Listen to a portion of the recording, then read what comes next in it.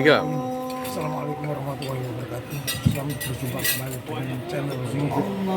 Kali ini saya berada di rumah makan Mangkabayan.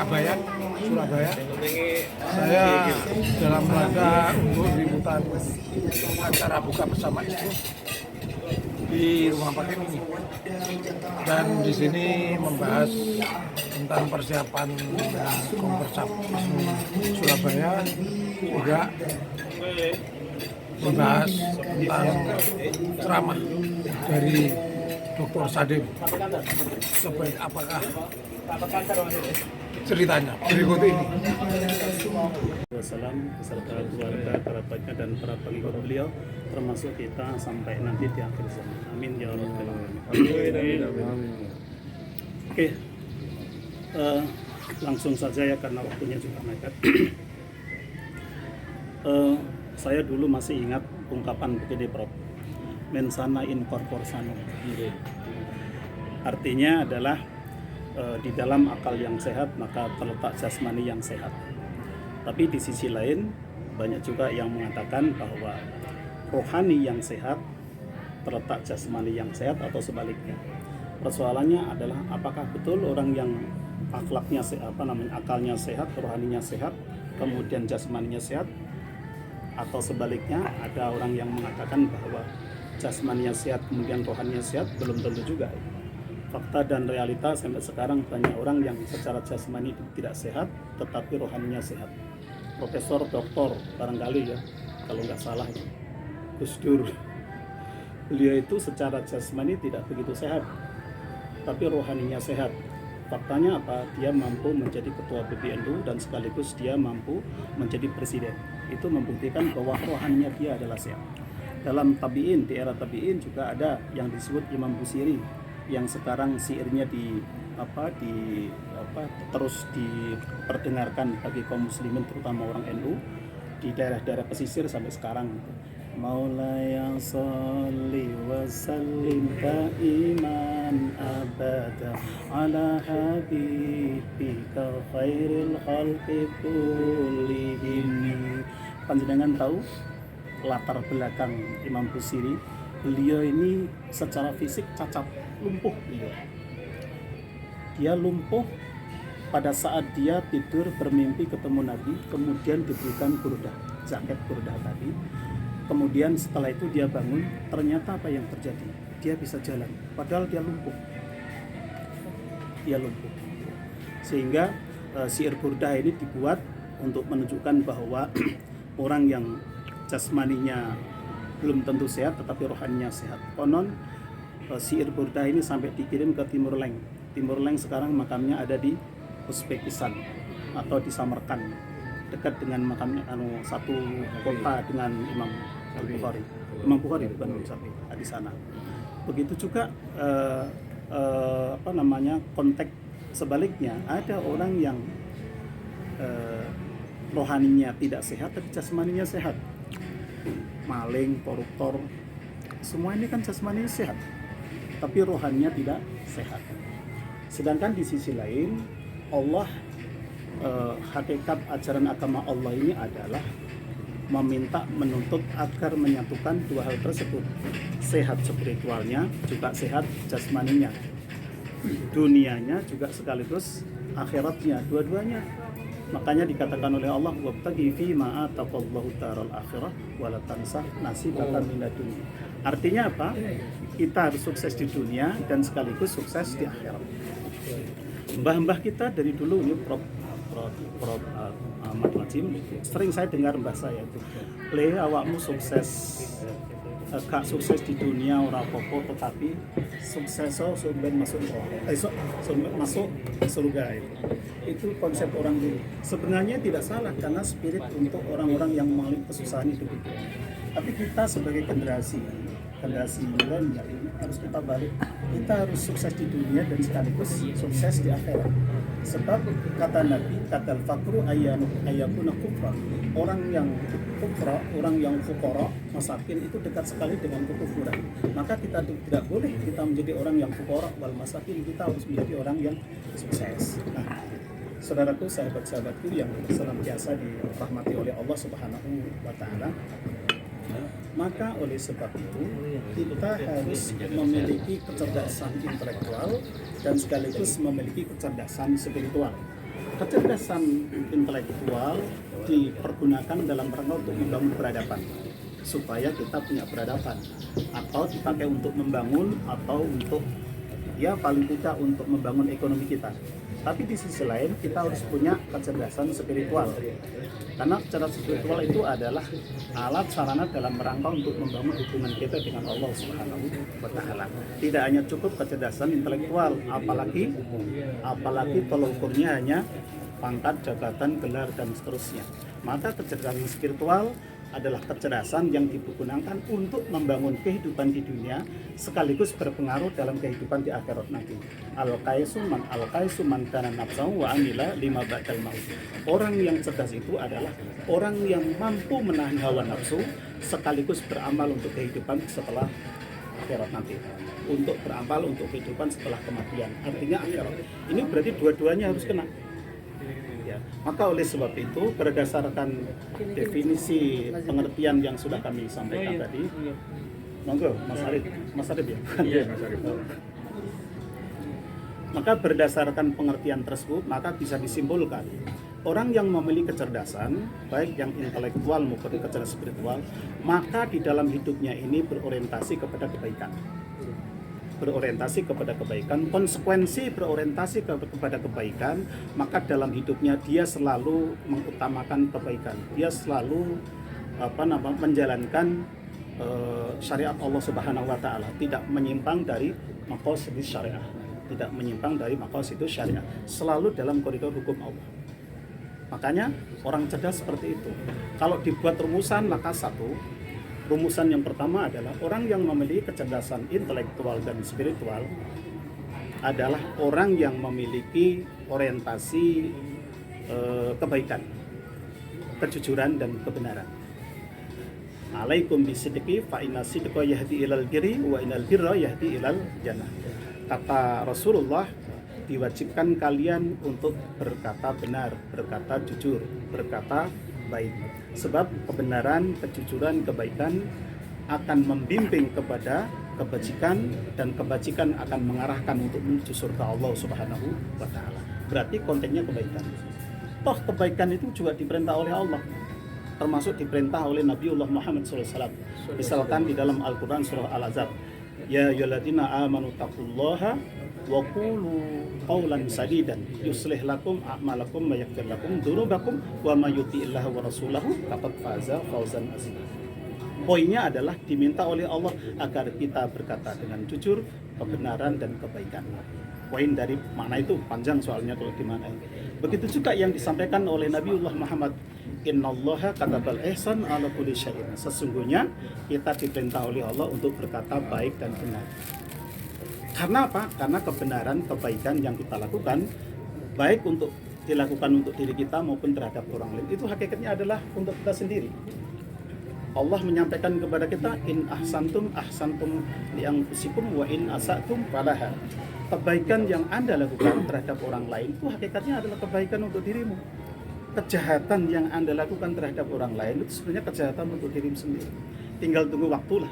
Kalau menggunakan bahasa saya, pasti akan dibalas oleh Allah Subhanahu wa taala. Makanya kebaikan harus kita utamakan.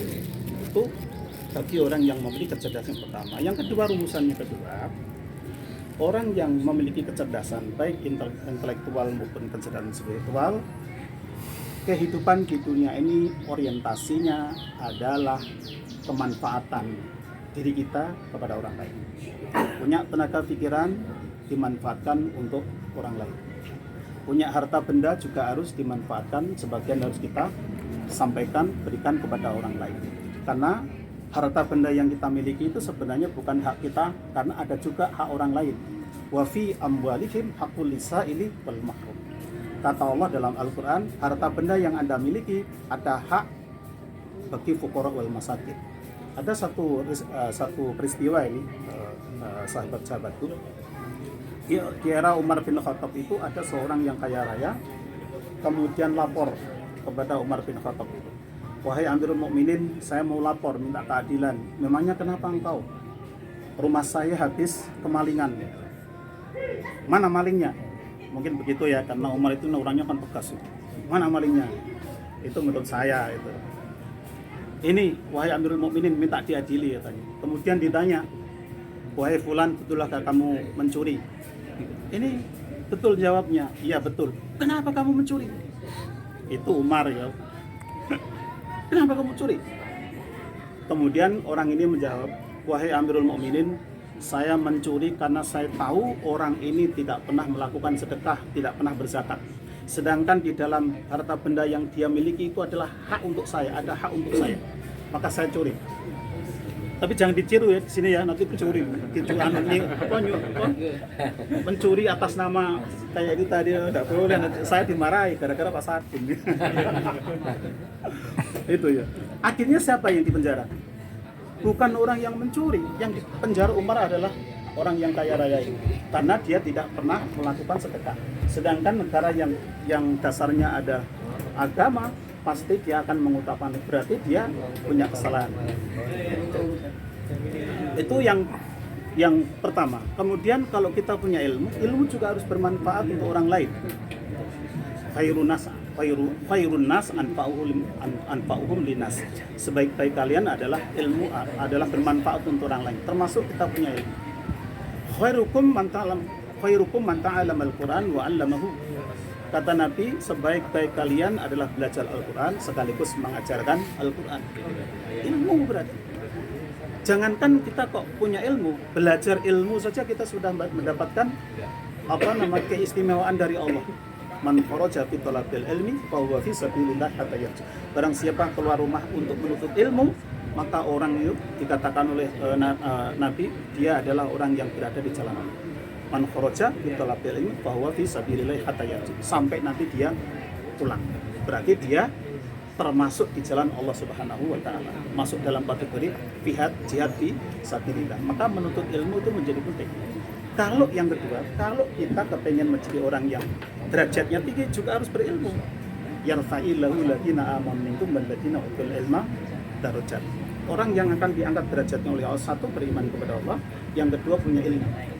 Berarti kalau kepengen diangkat derajatnya oleh Allah, satu beriman kepada Allah sekaligus menjalankan keimanan itu, yang kedua adalah memiliki ilmu. Insya Allah kita akan diangkat derajatnya oleh Allah Subhanahu wa taala. Kemudian yang kurang sedikit.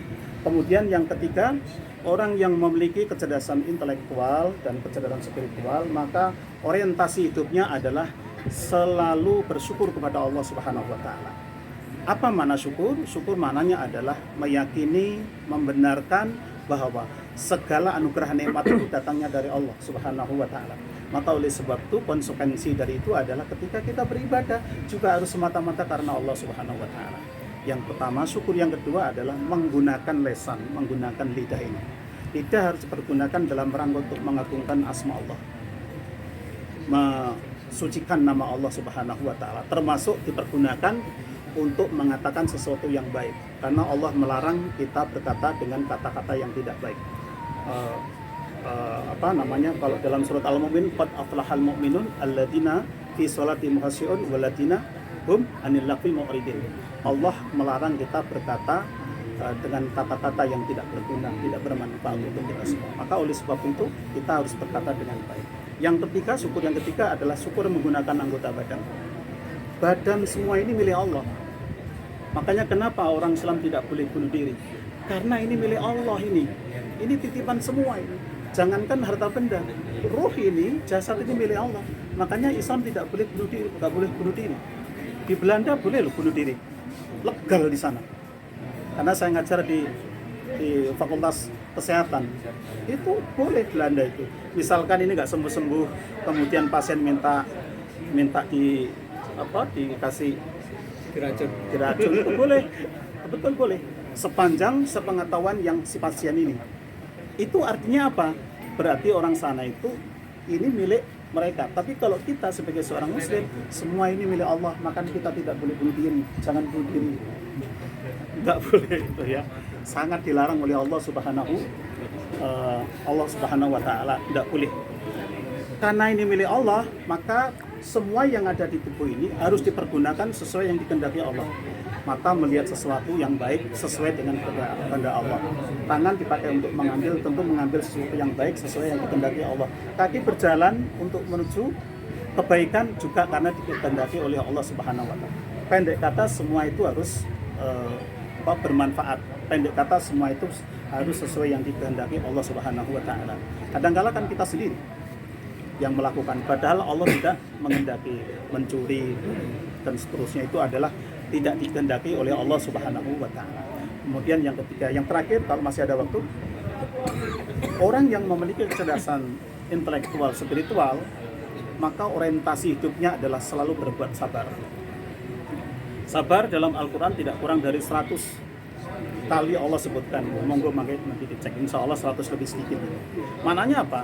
Betapa pentingnya kita harus melakukan sabar, sekalipun juga tidak mudah. Sulit ya, Prof. Tidak mudah, tapi kita harus berusaha ke sana karena itu memang perintah Allah Subhanahu wa taala. Karena Allah mengatakan innallaha ma'as-sabirin. Sabar dalam hal segala macam. Sabar dalam ketika kita mendapatkan musibah, harus sabar. Yang kedua, sabar dalam ketaatan kita. Taat itu loh, kadang-kadang juga masih ada yang ngerecoki. Padahal kita sudah taat. Makanya ada orang ngomong, ya Allah, aku sudah sholat, aku sudah ikut, kok masih ada ujian. Ya memang disuruh taat kepada Allah.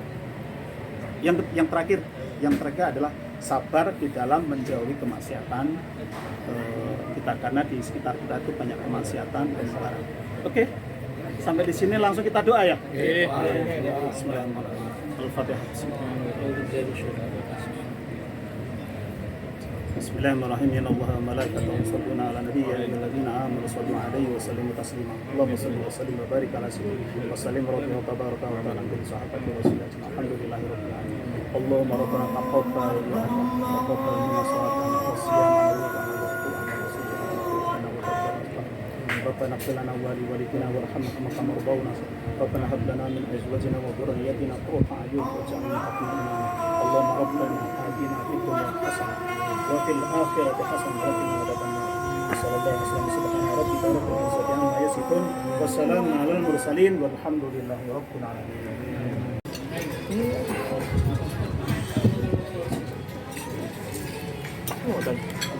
Ada udara apa? Masih udara apa? Kota. Saya pakai. Sempat nganggo taksiran ngecek soda.